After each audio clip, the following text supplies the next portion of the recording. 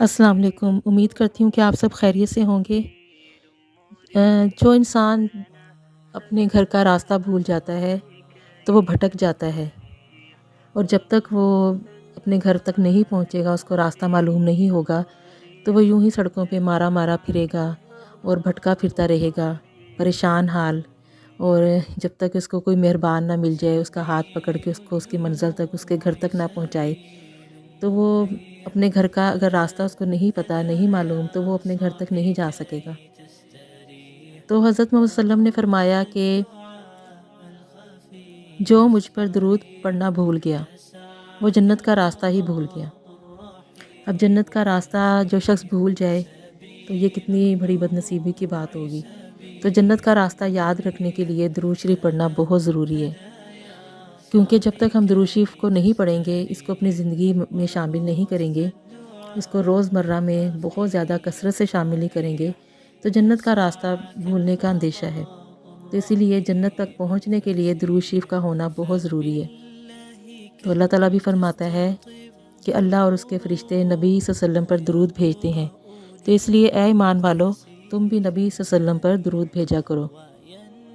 مزید فرمایا حضور صلی اللہ علیہ وسلم نے کہ دعا اور نماز زمین اور آسمان میں معلق رہتی ہے، یعنی کہ اٹکی رہتی ہے، حتیٰ کہ نبی صلی اللہ علیہ وسلم پر درود نہ پڑھا گیا ہو۔ یعنی کہ جب تک نبی صلی اللہ علیہ وسلم پر درود نہ پڑھا جائے تو دعا اور نماز آسمان اور زمین کے درمیان اٹکی رہتی ہے، تب تک یہ اوپر نہیں جاتی۔ حضرت صلی اللہ علیہ وسلم نے فرمایا کہ درود شریف کے درمیان جو بھی دعا مانگی جائے وہ اللہ تعالیٰ اس کو رد نہیں کرتے ہیں، وہ ضرور بضرور قبول ہوتی ہے۔ اگر کوئی چاہتا ہے کہ اس کی دعا لازمی قبول کی جائے تو وہ درود شریف پڑھے، دعا مانگنے سے پہلے بھی درود پاک پڑھے اور دعا مانگنے کے بعد بھی درود پاک پڑھے، کیونکہ جب وہ درود شریف پڑھے گا تو اس کی دعا لازمی قبول ہوگی، چاہے دیر سے ہو جلدی ہو، یعنی کہ اللہ تعالیٰ اس کے نعم البدلیاں اس کو دیں گے، لیکن ضرور قبول کریں گے۔ تو اگر آپ چاہتے ہیں کہ دعائیں قبول ہوں تو اس کے ساتھ درود شریف کا پڑھنا بہت ضروری ہے۔ حضرت عمر فرماتے ہیں رضی اللہ تعالیٰ عنہ کہ دعا کو درود کے ساتھ جوڑ لو، جو آپ کی دعا ہے نا اس کو آپ درود پاک کے ساتھ جوڑ لو۔ تو اللہ تعالیٰ، درود ایک ایسی عبادت ہے کہ یہ قبول ہونا ہی ہونا ہے، اس کو اللہ تعالیٰ نے اس کو قبول کرنا ہی کرنا ہے۔ درود کبھی بھی ایسا نہیں ہوتا کہ یہ قبول نہ ہو، یہ ایسی عبادت ہے، یہ لازمی قبول ہوتی ہے۔ تو جب دعا قبول ہوگی تو ظاہر ہے پھر اس کے ساتھ وہ درود جب قبول ہوگا، اللہ تعالیٰ جب درود قبول کریں گے تو پھر اللہ تعالیٰ ساتھ میں دعا بھی قبول کر لیں گے۔ ظاہر ہے اللہ تعالیٰ نے درود تو قبول کرنا ہی کرنا ہے۔ یہ درود ایک ایسی عبادت ہے کہ جو لازمی قبول ہوتی ہے۔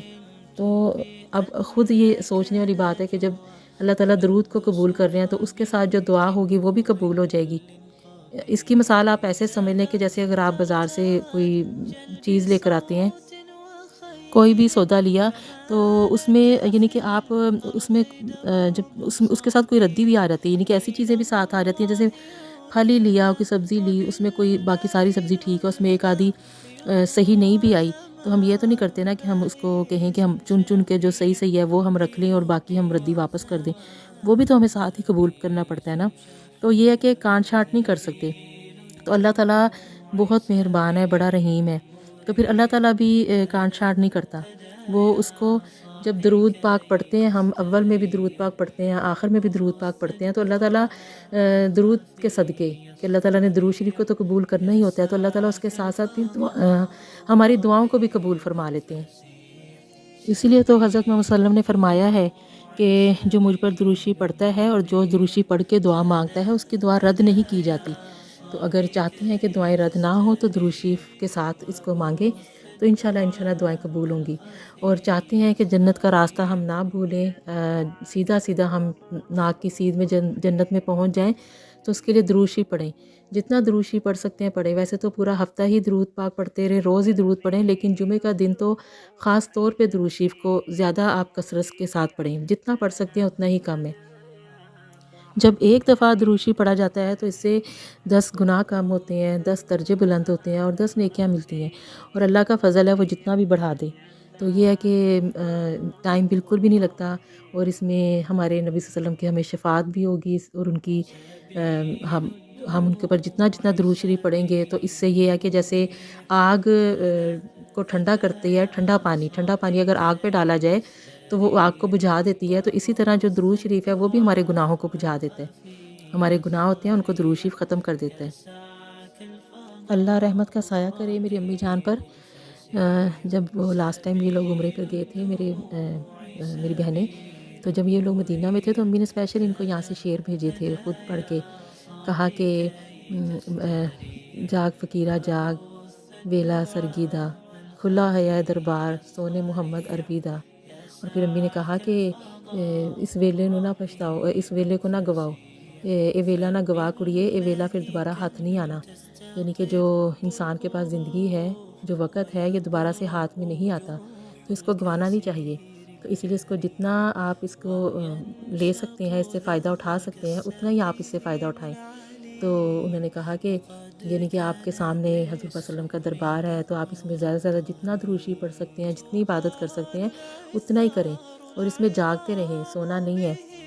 یعنی کہ اللہ تعالیٰ کو بہت پسند ہے، تو آپ اپنے آپ کو تھکائیں، اپنی عبادت میں وقت لگائیں جتنا لگا سکتے ہیں. تو اس چیز پہ وہ خود بھی بڑا کرتی تھیں، اور یعنی کہ اپنے بچوں کو بھی انہوں نے اسی چیز کا ہمیشہ انکریج کرنا، اسی چیز کا انہوں نے زیادہ سے زیادہ سمجھانا کہ اپنے وقت کو قیمتی سمجھیں.